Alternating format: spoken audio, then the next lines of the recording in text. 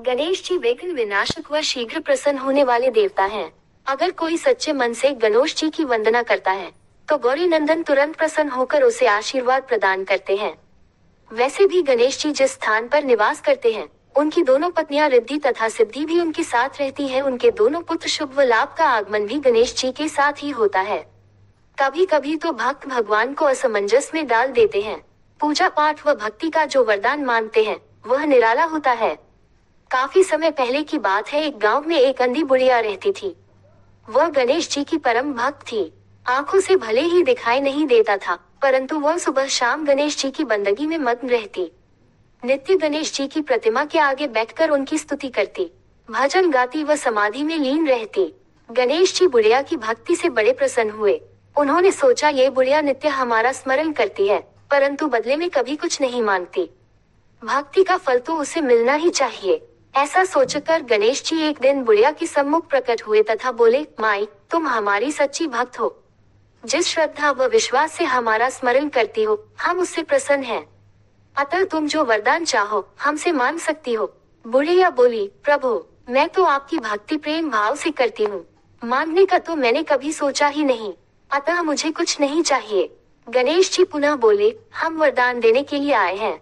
बुढ़िया बोली, हे सर्वेश्वर, मुझे मांगना तो नहीं आता, अगर आप कहें तो मैं कल मांग लूंगी, तब तक मैं अपने बेटे व बहू से भी सलाह मशवरा कर लूंगी। गणेश जी कल आने का वादा करके वापस लौट गए। बुढ़िया का एक पुत्र व बहू थे। बुढ़िया ने सारी बात उन्हें बताकर सलाह मांगी। बेटा बोला, माँ, तुम गणेश जी से ढेर सारा पैसा मांग लो, हमारी गरीबी दूर हो जाएगी, सब सुख चैन से रहेंगे। बुढ़िया की बहू बोली, नहीं, आप एक सुंदर पोते का वरदान मांगे, वंश को आगे बढ़ाने वाला भी तो चाहिए। बुढ़िया बेटे और बहू की बातें सुनकर असमंजस में पड़ गई। उसने सोचा, ये दोनों तो अपने अपने मतलब की बातें कर रहे हैं। बुढ़िया ने पड़ोसियों से सलाह लेने का मन बनाया। पड़ोसन भी नेक दिल थी। उसने बुढ़िया को समझाया कि तुम्हारी सारी जिंदगी दुखों में कटी है, अब जो थोड़ा जीवन बचा है वह तो सुख से व्यतीत हो जाए। धन अथवा पोते का तुम क्या करोगी? अगर तुम्हारी आंखें ही नहीं हैं, तो ये संसारिक वस्तुएं तुम्हारे लिए व्यर्थ हैं।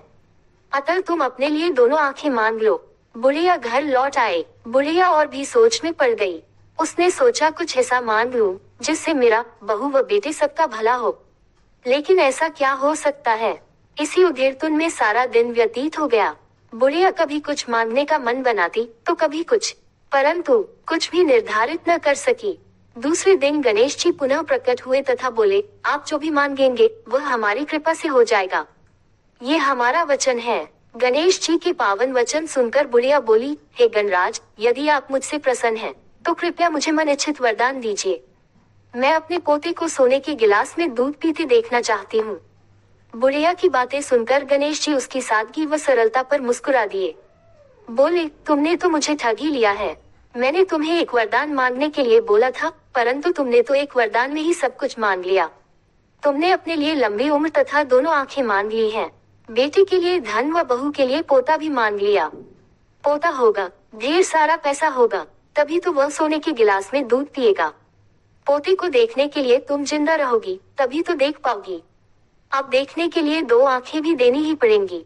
फिर भी वह बोले, जो तुमने मांगा वे सब सत्य होगा। यूं कहकर गणेश जी अंतर्ध्यान हो गए।